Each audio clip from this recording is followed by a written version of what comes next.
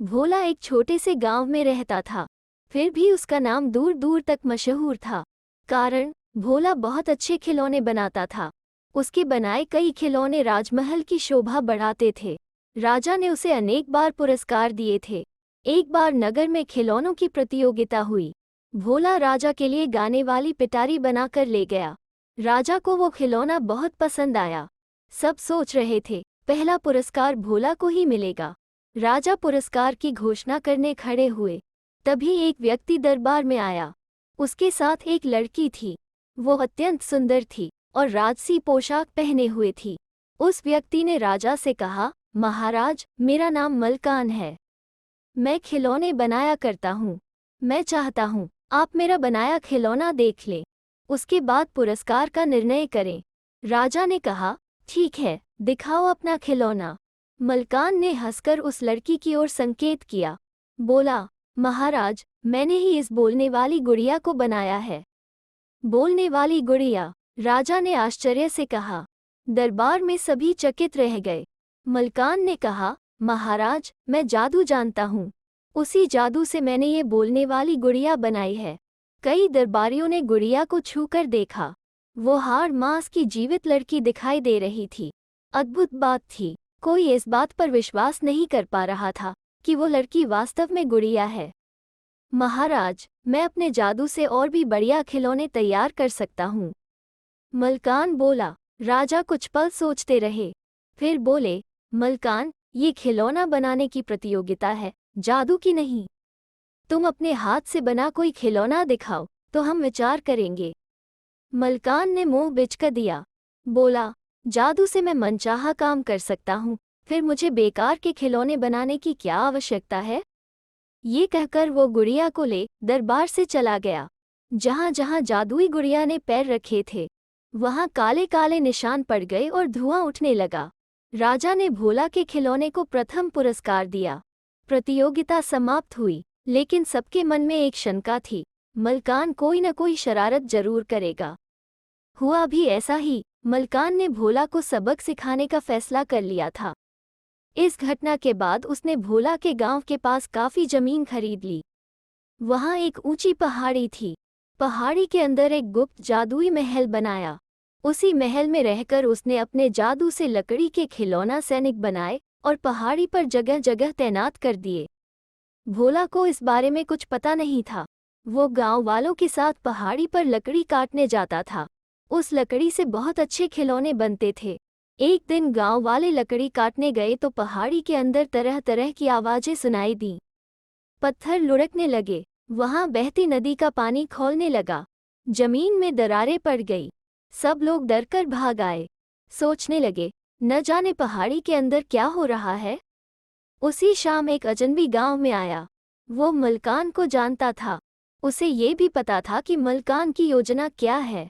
उसने भोला को बताया, मलकान ने तुमसे बदला लेने की योजना बनाई है।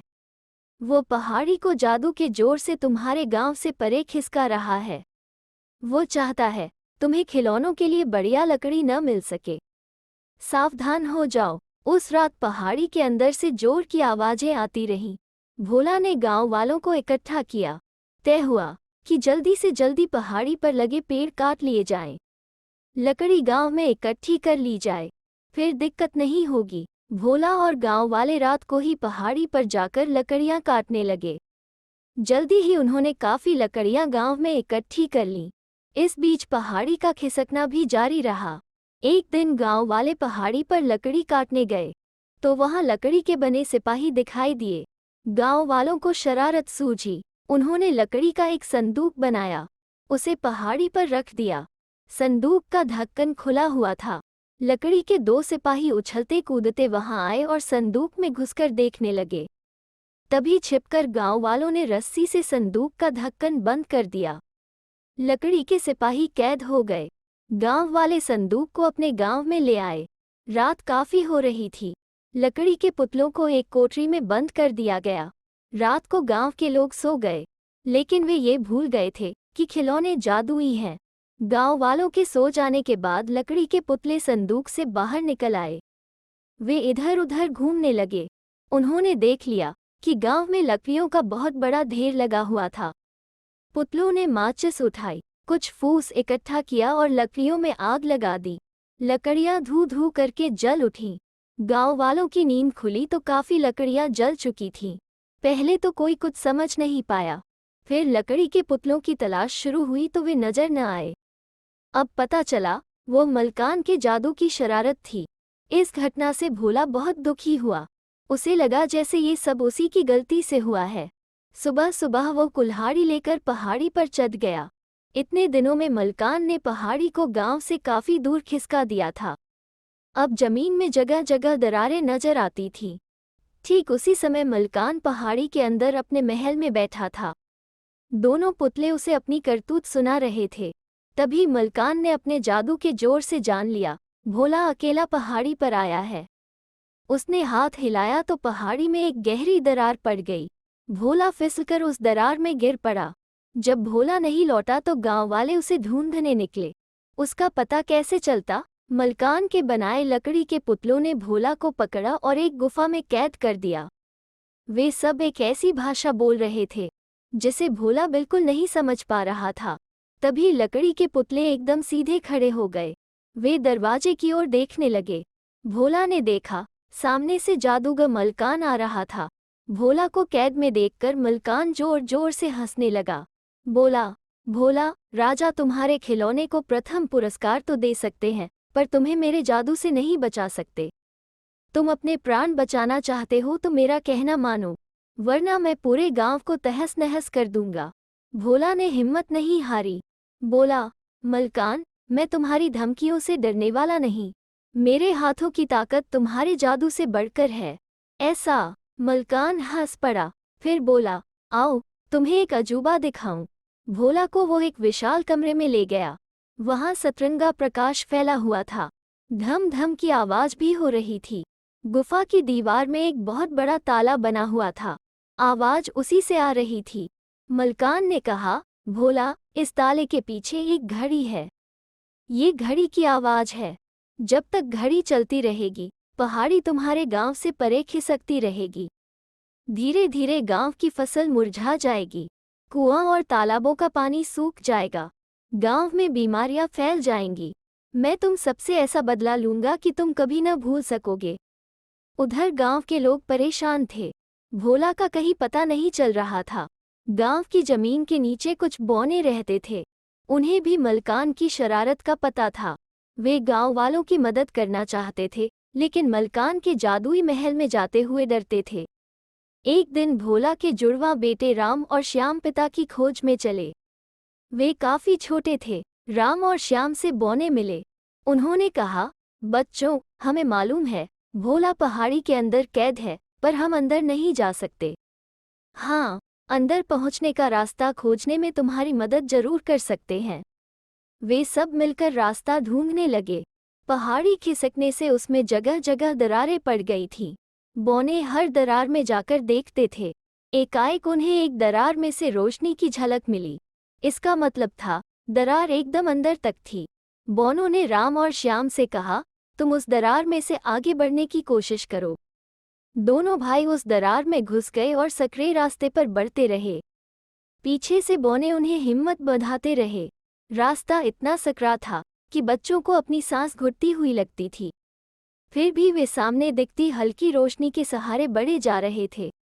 तभी उस दरार से उन्हें अपने पिता भोला की झलक मिली। दोनों चिल्ला उठे, पिताजी!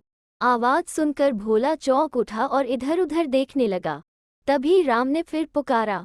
अब भोला को पता चल गया कि आवाज कहाँ से आ रही थी। उसे दरार में से झांकते हुए दो चेहरे दिखाई दिए और वो अपने बेटों को पहचान गया। भोला की आंखों से आंसू टपकने लगे। किसी तरह अपने को संभालकर उसने बच्चों से पूछा कि वे किस तरह वहां तक आ गए थे। राम और श्याम ने पिता को पूरी बात बता दी। कहा कि गांव में सब कितने परेशान हैं। अपने बच्चों को निकट पाकर भोला खुश भी था और उदास भी। वो उन्हें देख सकता था पर छू नहीं सकता था। वे पास होकर भी दूर थे। बच्चों के कानों में भी धम धम की आवाजें आ रही थीं। उन्होंने पूछा तो भोला ने कहा, इस आवाज को नहीं रोका गया तो सब कुछ नष्ट हो जाएगा। यह एक घड़ी की आवाज है। वो एक ताले में बंद है। ताले की चाबी जादूगर मलकान ने नष्ट कर दी है। मैं इस ताले की चाबी बनाऊंगा। तुम माँ के पास जाओ, उनसे सोना मांग कर लाओ। चाबी के लिए सोना चाहिए। सोने की चाबी से ही जादुई ताला खुल सकेगा। भोला ने बच्चों को पूरी बात समझा दी। राम और श्याम वहां से गांव लौट आए। बोनो ने उनसे कह दिया, तुम लोग आराम से जाओ, हम इस रास्ते की पहरेदारी करते रहेंगे। जब भी आओगे हम यहीं मिलेंगे। दोनों भाई माँ के पास पहुँचे। जल्दी ही पूरा गांव जान गया कि भोला का पता चल गया है और वह जादूगर मलकान की कैद में है। जादुई ताले की चाबी बनाने के लिए सोने की तलाश हुई। अब सबको उम्मीद हो गई थी कि भोला को मलकान की कैद से मुक्त कराया जा सकेगा। उसी दरार की राह से जाकर राम और श्याम ने अपने पिता को सोना दे दिया। जब वे उस दरार की राह पिता से बात कर रहे थे तो जादूगर मलकान वहां आ गया। उसी समय दरार के आगे का पत्थर गिर पड़ा। दोनों बच्चे मलकान को दिखाई दे गए। उसने झट उन्हें पकड़ लिया। जब शाम हो गई और बच्चे नहीं लौटे तो गांव वाले चिंतित हो उठे। वे समझ गए कि राम और श्याम जरूर किसी मुसीबत में फंस गए हैं। मलकान ने भोला को उस कमरे में बंद कर दिया जहां विशाल जादुई ताला लगा था और घड़ी की आवाज गूंज रही थी। उस ताले की चाबी मलकान ने कहीं फेंक दी थी। मलकान ने सोचा था भोला इस तरह डर जाएगा, लेकिन भोला को अपना काम करने का अच्छा मौका मिल गया था। वो ताले को देख देख कर सोने की चाबी बनाने की कोशिश में लगा रहता। मलकान का जादू सोने पर नहीं चल सकता था, इसलिए उसे पता न चल सका कि भोला क्या करता रहता है। भोला जानता था कि अगर समय पर जादुई ताला न खुला तो पूरा गांव नष्ट हो जाएगा। दोनों बच्चे मलकान के चंगुल में फंस गए हैं, ये बात उसे हर समय परेशान करती रहती थी, लेकिन फिर भी वो चाबी बनाने में जुटा रहता क्योंकि वही अंतिम आशा थी। पहाड़ी अब पहले से ज्यादा कांपने लगी थी। भोला ने आखिर रात दिन मेहनत करके सोने की चाबी तैयार कर ही ली। उस समय वो कमरे में अकेला था। सामने विशाल ताला था, उसके पीछे घड़ी की आवाज सुनाई दे रही थी। भोला ने सावधानी से इधर उधर देखा और सोने की चाबी ताले में लगा दी, पर चाबी को घुमाने का मौका न मिला। उसी समय जादूगर मलकान अंदर आ गया। मलकान ने ताले में सोने की चाबी लगी देखी तो आग बबूला हो उठा। वो भोला की योजना समझ गया। उसने अपना जादुई डंडा उठाया और भोला के शरीर से छुआ दिया। जादू के प्रभाव से भोला का शरीर पत्थर जैसा हो गया। वो देख सुन तो सकता था, पर चाहकर भी हाथ पैर नहीं हिला सकता था। भोला का ये हाल देखकर मलकान जोर से हंस पड़ा। फिर उसने ताले में से चाबी निकालनी चाही, पर चाबी ताले के अंदर फंस गई थी।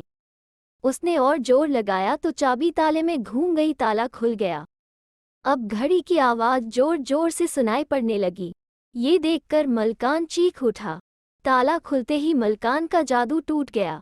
भोला के हाथ पैरों की शक्ति लौट आई। उसने उछलकर मलकान को धक्का दिया। मलकान दूर जा गिरा। भोला ने बढ़कर घड़ी को परे फेंक दिया। आवाज थम गई। पहाड़ी का खिसकना रुक गया। मलकान के जादुई खिलौने टूटकर गिर पड़े। खुद मलकान का शरीर जैसे अंदर से जला जा रहा था। वो वहां से भाग चला। भागता गया, कहाँ गया कोई न जान सका।